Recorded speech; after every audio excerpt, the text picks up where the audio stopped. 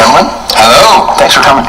Thanks for having us by. We love your place. Oh, we're glad you're here. You guys rocked the fuck out of this place last time you played here. I know. I still get like Snapchats and instant messages from fans who are like drinking on a Friday and they'll pull it up on YouTube on their TV and just be like, I love this one.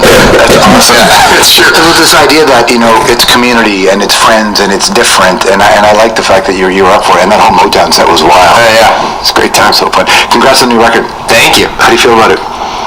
We're stoked. We're stoked. We kind of just want to get it up there so we can start playing the songs. Yeah. You know, kind of having to hold back right now.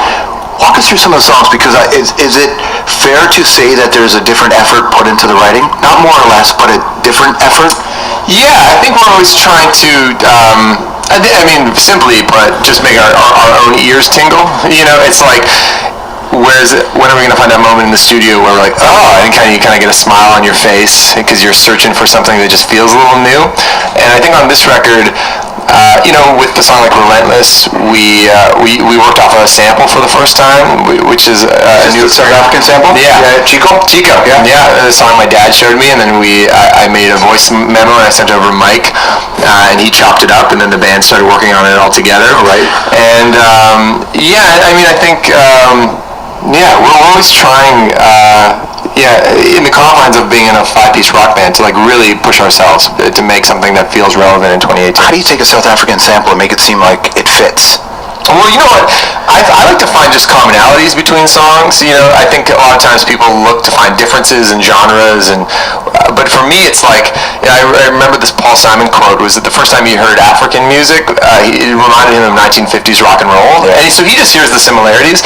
So when I heard that song, I was like, oh, there's something exotic about this for sure, but there's something that sounds really familiar to me as well.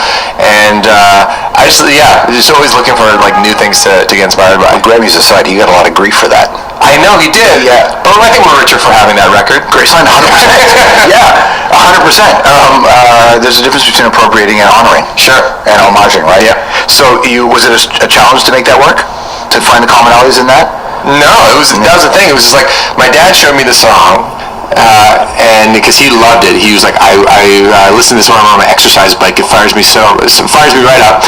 And so I heard it, and I was like, oh, I can just start singing over this. Like, I just started humming my own melody over top of the bed track, and then from there, it's like the rest of the band just like made it into sort of this.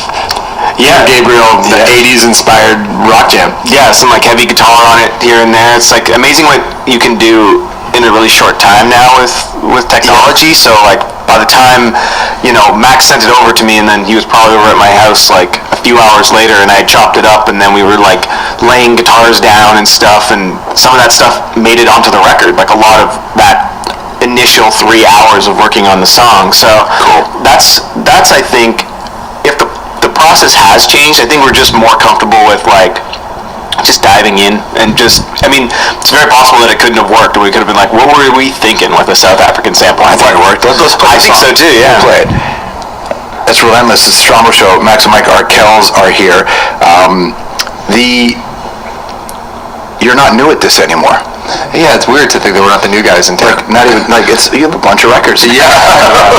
Do you have different expectations and different requirements for something to feel like a success?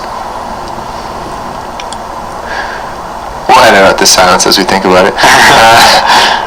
I think that probably naturally we do have higher expectations of where, not necessarily how the songs are going to do or anything like that. Maybe it's just the possibilities are just opened as you start to do it more and more. So you're always kind of like, where could this thing end up? You know, you kind of get surprised by where